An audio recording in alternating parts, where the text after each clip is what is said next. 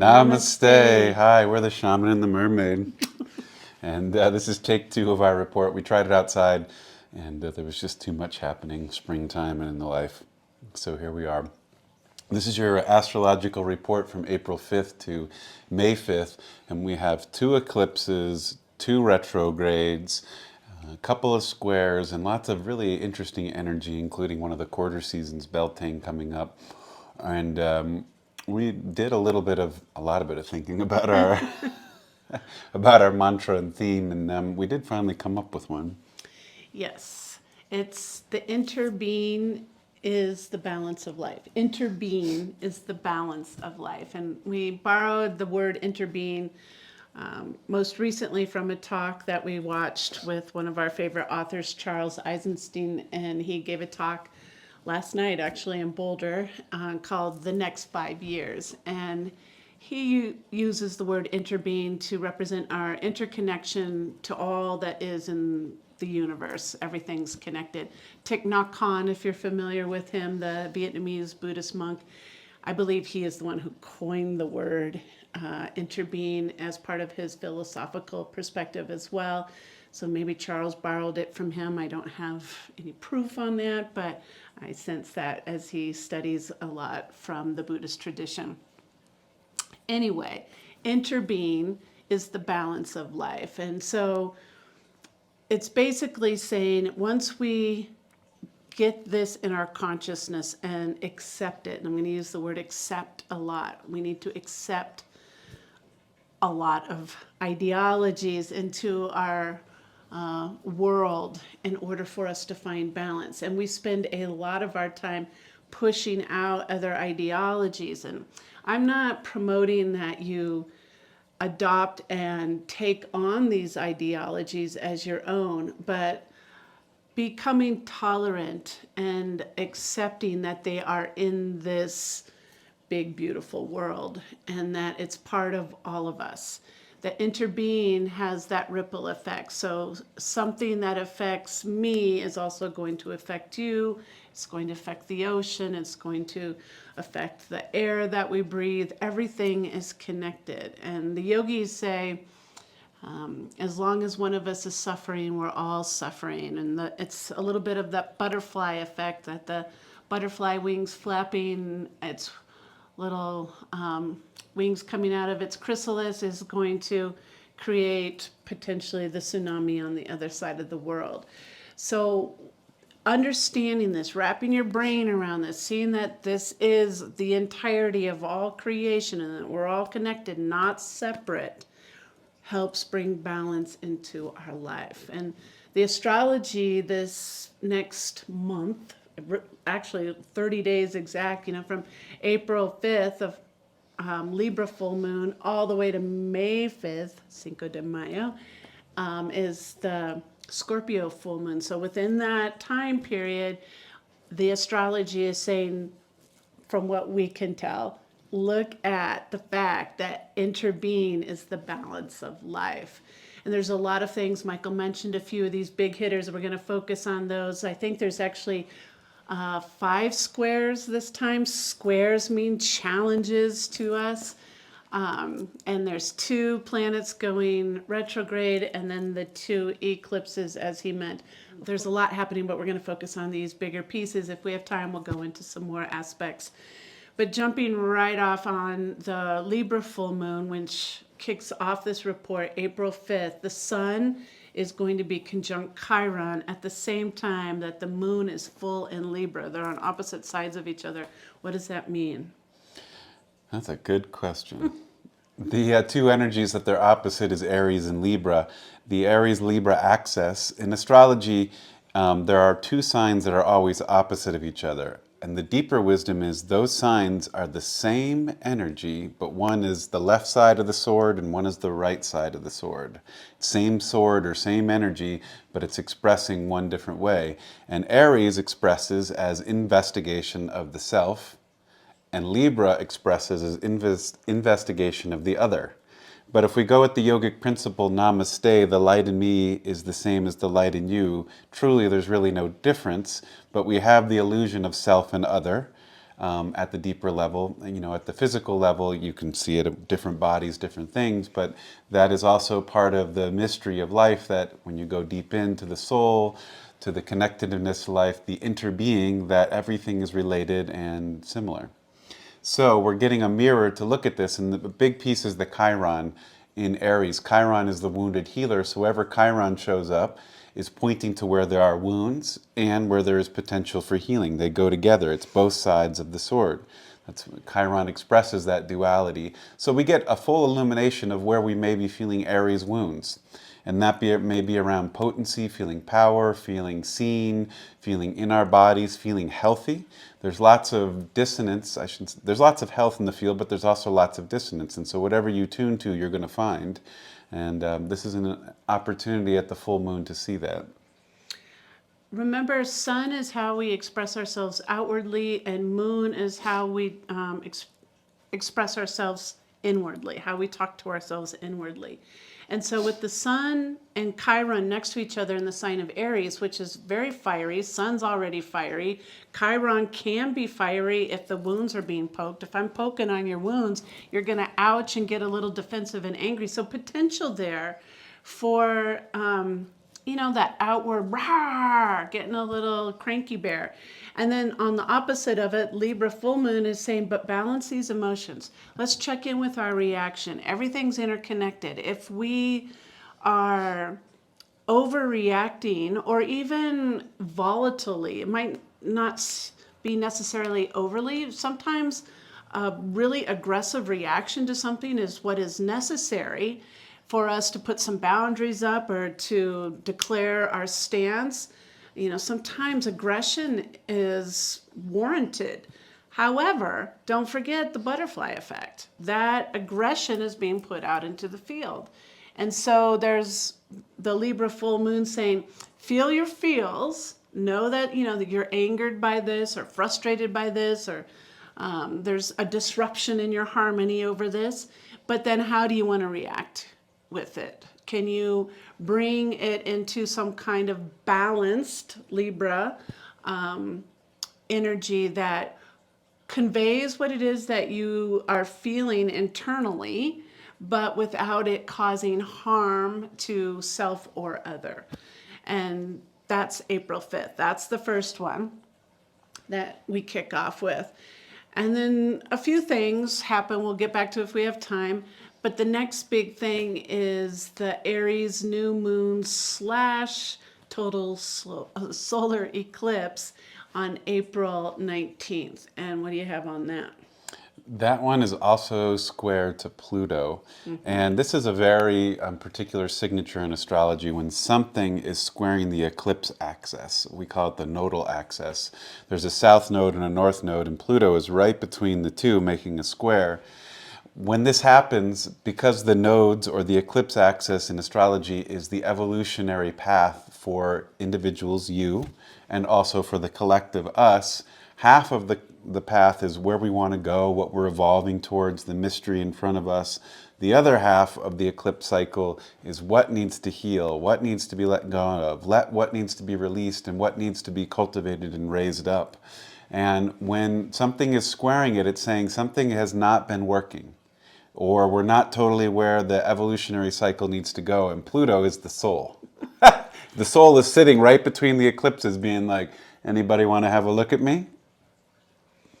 And Pluto is in the sign of Aquarius, newly christened in there for the first time in 248 years. Last time Pluto was there, it was 1777 to 1798.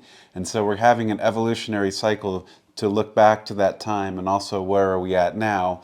And Aquarius has to do with revolution, changes, evolution, the soul, liberation, society, what your place in society roles are. It also rules astrology. It also rules star beings. It also rules other dimensional planes that are not in the normal consensus norm. So the eclipses, if you were to use really simple terms, they're the north node and the south node, which are probably not your everyday language for you. It's where your soul wants to go and where your soul has been, that both need to be in its highest way.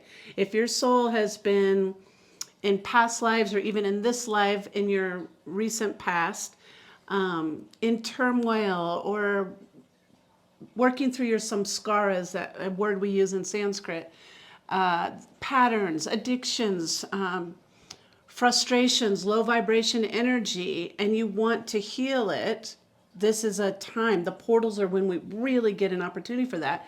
North Node's where you want to evolve to, what you want to set your goals towards, where your soul is saying, hey, if we go into this direction, we're going to find peace, contentment, well-being, and happiness. So these two portals, I'm going to call them because I think eclipses are portal openings. These two portals of your soul, the North Node and the South Node, are squaring Pluto, which is the soul. So the soul is squaring where it wants to go. And remember, squares are challenges. It's really asking us, wake up, figure it out. You're all connected. Find balance through InterBeing and quit being jerk faces. I feel like that's what this big eclipse season that we're stepping into is about. Like, we are getting a little bit of a wake-up call to quit being so selfish, which is that thinking we're all separate. Like, the perspective that I have on life is mine and I'm right. Well, yeah, of course, it's mine. I see it through my lens, but it's not necessarily that I'm right, but it is my perspective. And his is his perspective, and yours is your perspective. And we will fight until the cows come home that we are all individually right. If we step into InterBeing, then everybody's perspective needs to be held into the big container of the collective humanity. And we start to step out of the right and the wrong, or the duality, the polarities, and we start to give each other a little bit more of a wide berth for our opinions and perspectives and ideologies, and we can hold them all together because they're connected. And I was using the example of what I have a really hard time with some people's perspectives is the idea that the earth is flat. I just don't see how this can be validated and held as an ideology.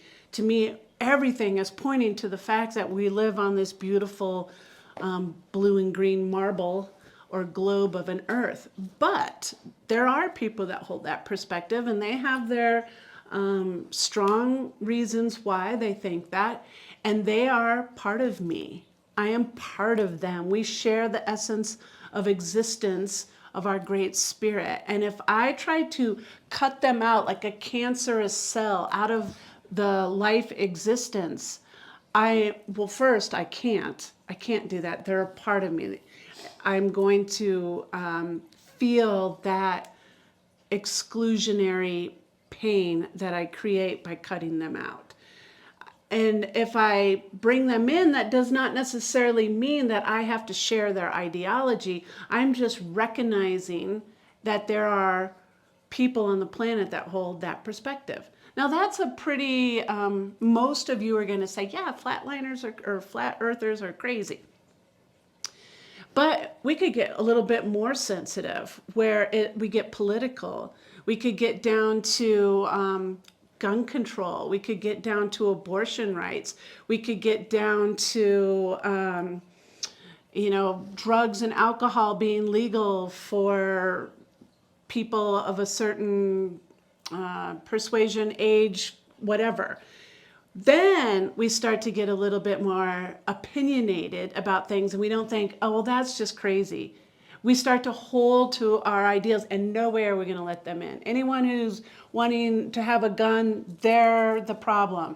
Anyone who wants to take my gun away from me, they're the problem, etc. So holding this big container that all of creation is InterBeing and that everybody's perspective is a valid part of this inner being doesn't mean we have to agree. It means we accept that this is part of our reality. To me, is a beginning step for us as collective consciousness to evolve into a place of balance. The more that we hold the energy of acceptance and interbeing, the more we attract like-minded people into our field. When I start to hold an energy of loving kindness for all beings, more people who hold loving kindness for all beings are going to come into my field. The law of attraction. That's science. That is not woo-woo only. It goes both ways. I love both sides get to claim it. Woo-woo people get to claim the law of attraction, and science claims law of attraction. Like begets like. So why wouldn't I want to step outside of my own ego self that thinks you're an idiot for thinking that? Why can't I get a little bit bigger and hold perspective of, that's your opinion and I'll let that be because I'm connected to you and you're a part of me, and then I get more people like that. And what if everybody started to take acceptance and loving kindness and interbeing as a way to walk this earth walk together? Then there'll be less disharmony, less dissonance, less conflict, because we're accepting each other's values, ideologies, and philosophies. That's the main gist of this whole download, really, for a while. But there's a nice snapshot of it in this month's astrology with the eclipses. So that's the first eclipse, April 19th, Aries new moon. Then it closes, the portal closes, there's a few days of give and take as the portal closes, but the exact day of the Scorpio full moon / lunar eclipse is May 5th. And what happens with Scorpio energy on a lunar eclipse? Well, the Aries eclipse was on the north node where we want to go. So the second eclipse is always on the opposite node, which is what we need to heal, resolve, grow, let go of. And it's in the sign of Scorpio. I don't know why I would do that. There's nothing wrong with Scorpio. A little stingy. Scorpio is a little beautiful. Scary. Let me start off by saying all the balanced, positive things of Scorpio, because people, not everybody, It gets a bad rap. it gets a bad rap. There's no bad energy in astrology. So Scorpio represents intimacy. That's the willingness to open up your heart and deeply connect soul to somebody. Isn't that what everybody wants? I want a soulmate in life. I want to have a partner who knows me. That's Scorpio energy is soulmate. And everybody, I shouldn't say everybody, many people who come to astrology readings ask if they have a soulmate. They're wanting Scorpio energy. Scorpio energy is also going into the mysteries of life. Yoga and the scientific mystery schools of yoga is a path of Scorpio. It's going into the non-linear, non-logical, and it's moving into the mystical realms that transcend what we hold as three-dimensional reality. A lot of people find that is a high quality trait to pursue after. Another balance trait of Scorpio is the ability to be sharing with others when it's balanced. It's sharing with many. It's sharing resources. It's sharing energy. It's sharing perspectives. And it's calling everybody into a circle of unity.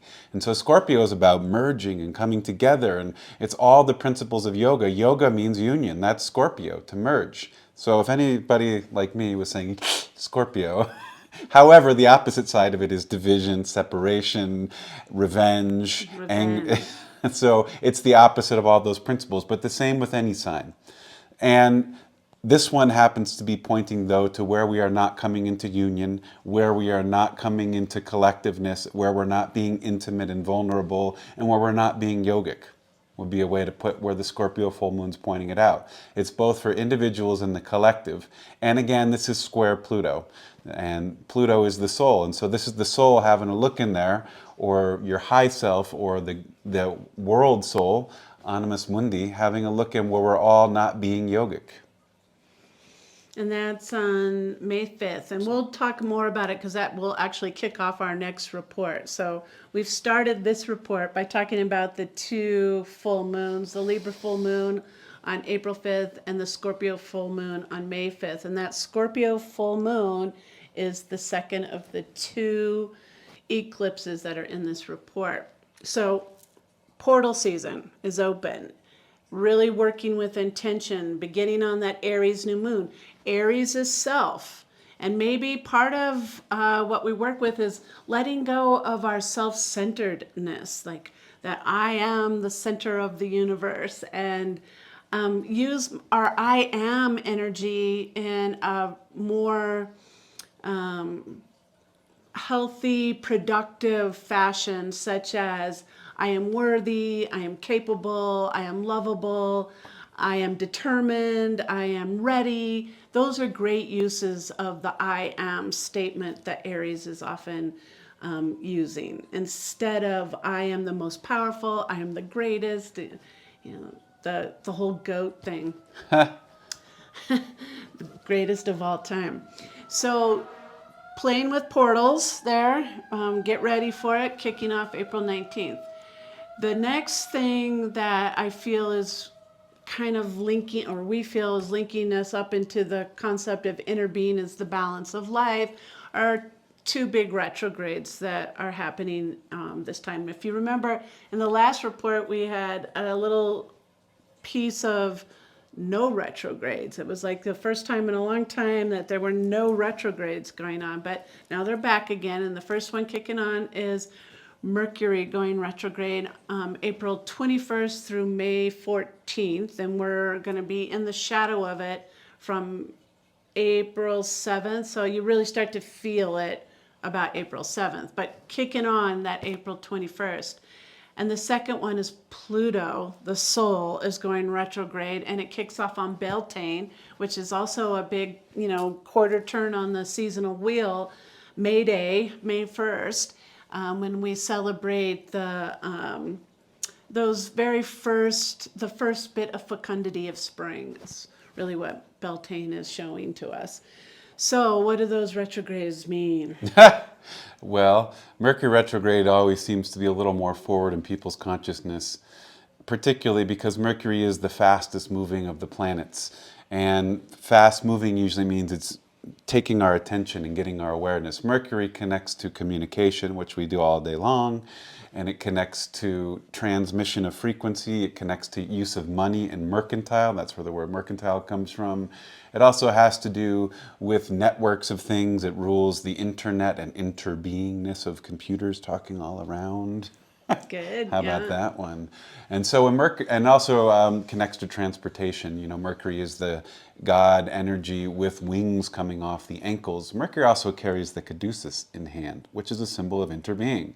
The caduceus is the masculine and feminine channel, two snakes weaving up between all the chakras and coming back into union.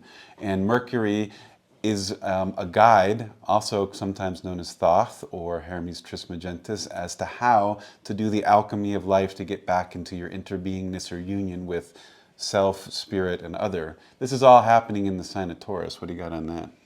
Well, Taurus to me can be really grounding, really earthy. We get very sensual. We can really tune in to the natural laws of things, the natural elements. Or Taurus can be a little bit stubborn and digging in our heels into the earth and resisting. Resistance is a problem right now. I mean, I know there's a lot of call for resisting the government, resisting the man, resisting the machine, whatever. But really, when I'm saying resistance, is our own denial of our shadow and our part in the play. And we try to put it on everybody else. They're the ones that are doing it. They're the ones that are doing it. And we resist taking that good hard look at ourselves. And when we do that, that's coming from a place of ego, which is stemmed in fear. And if we move into a place of love and interbeing, which to me, those two words are very interconnected. Love is the suture or the thread that connects us all together. It connects us to the birds and the water and the mountains and the trees and the sunshine and each other. This deep love is what we're made of. It's the stardust, if you will. And so when we turn away from self loathing and resistance and hatred and fear and move into love, then we start to create a beautiful world together, co-creating a beautiful world. And I feel like that Taurian energy is a big part of it. And the sun's going to move into Taurus in this report on April 20th, which is, Earth Day is April 20th, I believe, I think so. or 22nd. It's changed in the last few years, but I believe it's April 20th, which is the day that we move into Taurus, where we get grounded. Where it's a perfect time for us to tune into love. Not only love of our beautiful Mother Earth, but love of each other and love to self. So all the more reason that InterBeing is the balance of life. Celebrate that on Earth Day as well. So that retrograde of Mercury is one to look at for, see if you're resisting truth about yourself. It'd be a big one for me to say on that. And then the other one I think is a Pluto retrograde. Pluto retrogrades for almost 4.5 months every year, so it's not necessarily unusual for it to be retrograde, but it is a big dog. And it's retrograding. It just went into the sign of Aquarius that I mentioned for the first time in 248 years, and it's going to go back into Capricorn come in June. And Pluto going back into Capricorn, this is a very critical energy. The last degree of a sign, the 29th degree, is considered the critical degree for something to be understood or figured out. And Pluto is going to go back into Capricorn, then back into Aquarius, then back into Capricorn, then back into Aquarius. And so we're going to have this deep look. Are we understanding this cusp energy between Capricorn and Aquarius? Capricorn is laws and rules and society, but an even bigger word to put above that is karma and dharma. Aquarius is one's personal evolution of the soul and how that interacts with their dharma, what they give back to society. And the expansion of the soul, the evolution. There's a little diagram that's used in, Carl Jung came up with it, but it's used in a lot of psychological worlds now. It's the iceberg analogy. 5% of the iceberg is above the waterline and 95% is below the waterline. Aquarius is what's below the waterline and that will be revealed and brought up and out. Those are called revelations or traumas. When something is revealed to us that we formerly couldn't conceive, we didn't even know what we didn't know. And so Pluto is going to be slowly tick-tocking back and forth between that line of karma and dharma and revelation for a year and a half. Saying, are you getting it? Are you getting it? Are you getting it? Are you getting it? And if we are stubborn and resisting these lessons that the universe is trying to show us, that is going to feel like a pretty tough spanking, really. It's going to feel like turmoil and strife and suffering. And if we open our eyes and realize what it is that we are truly here for, it's not to get that giant 401k, newsflash, it's not. I mean, it feels like it. It feels like we have to have that little nest egg in order for us to have contentment.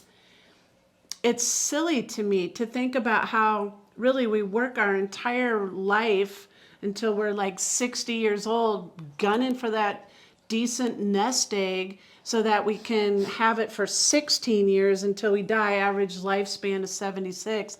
So you retire at 60, you die at 76, you get 16 years of a nest egg, and then you even hoard it. You just kind of, we don't want to spend too much, we might run out. Like, live your life.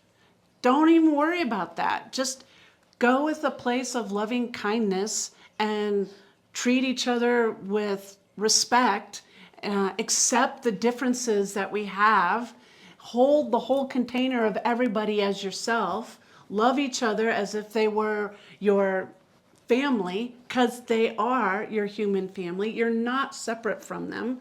This is the big lesson that Pluto is saying. Are you getting it? Are you getting it yet? Are you getting it? And if not, smack, smack, smack. It's what it feels like anyway. Of course, there's no smackdown, but we run into troubles. And why do we keep running into these troubles? We're not waking up. We're selfish, self-centered, egotistical, fearful. reliant on external forces to make us happy instead of going internal and finding our own self-worth, our own wellspring of loving kindness, and bathing in that. We don't have to have all the stuff in order to be contented, happy, loving, and peaceful people. Not at all. And it's crazy that we have deluded ourselves to think that we do. That's the crazy part. But I love all the crazies. I'm holding everybody in, including myself, that we have this delusion, and then together we can work through it through our InterBeing. So if enough of us start to wake up, if enough of us start to see the importance of loving kindness towards one another, then eventually it'll spread like wildfire. That critical mass tipping point where everybody will start to get it. We'll all start to treat each other in a more harmonious way. One thing that... Go ahead, yeah. Charles Eisenstein, who we were using some of this mantra from, here's his book, A More Beautiful World Than Our Hearts Know Is Possible. One of the things he was talking about is people often focus on the economy and wealth, and it's always driven towards constant growth. Well, Mother Nature in herself is constantly abundant and growing. However, the greedy part is where we get out of balance. And there's lots of ways that wealth can be created that is not just about personal hoarding of goods. And the example he was giving, if everybody on your block grew a garden and everybody shared the food, there would be wealth exchange that's not measured in money. You can't put that in the GDP. I suppose you could measure it as good doing people. And that would be a much better way of measuring it. And we grow in wealth when we do things together that are not always commoditized. The idea of a 401k is, this is mine. The idea of InterBeing is, I do something to share back with everybody. And so maybe consider as we go forward little ways or even bigger ways that you can do things that grow the wealth for everybody and not just yourself. It's not that you can't take care of yourself or have resources, but we're wanting to get away from the mindset. That cross that Pluto is going between Aquarius and Capricorn in positive way is the interbeingness and interconnection and support of everybody in a harmonious web of life. Mahatma Gandhi said, there's enough on this earth for everybody's need, but not enough for everybody's greed. So if we can get our selfishness under control and be more collective oriented, interbeing oriented, then we'll all step out of this place of scarcity and lack that our mental cognition spins its wheels in. We spin in scarcity and lack. I'm coming from a place of lack. I only know lack. I need to strive for more.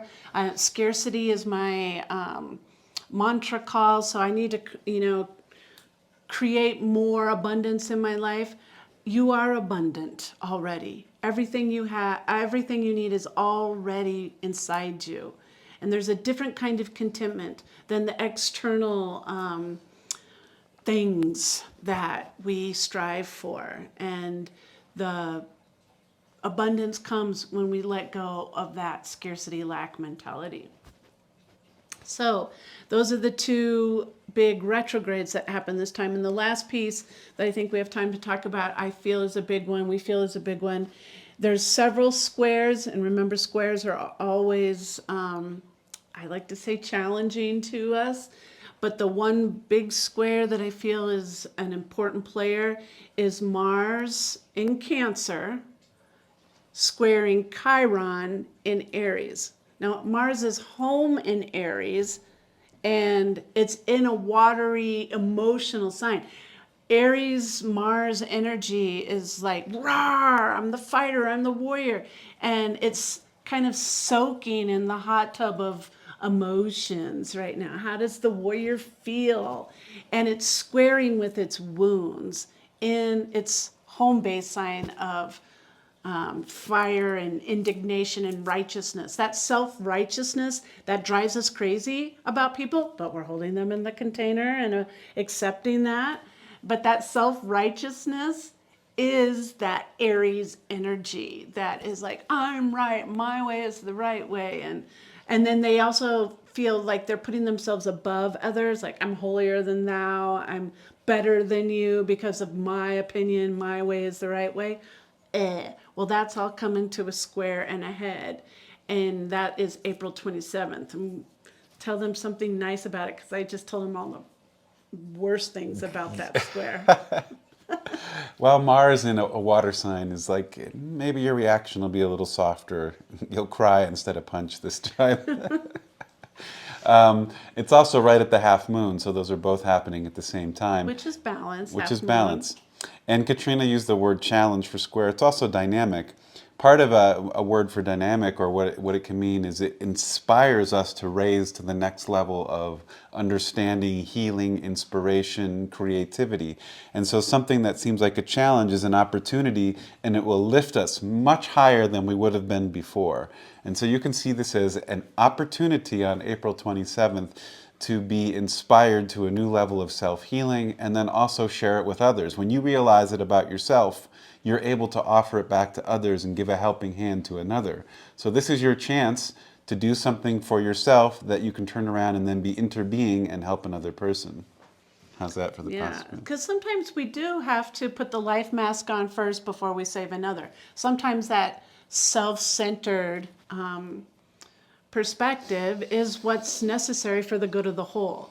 And I think that's what Michael's tapping into, is his positive spin on what could be coming with this square of Mars versus Chiron, and letting yourself kind of step into the greater depths of your being in order to be strong, stepping into that self-discipline, which is tapas in Sanskrit, but it's that power that we have that sometimes is really hard to gut out.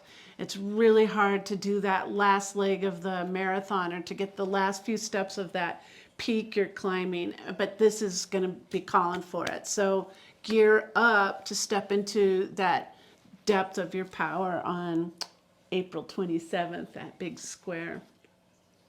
There's quite a few more aspects, but I think that those give you the gist of why we feel InterBeing is the balance of life, or the focus that we can hold in our hearts forever, but at least for this next month cycle that we're in, that would be a key ingredient to help us navigate the astrological terrain that we're approaching.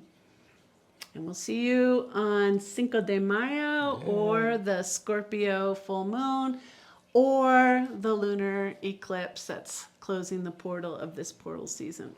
Until then, have a good one, and namaste. Namaste.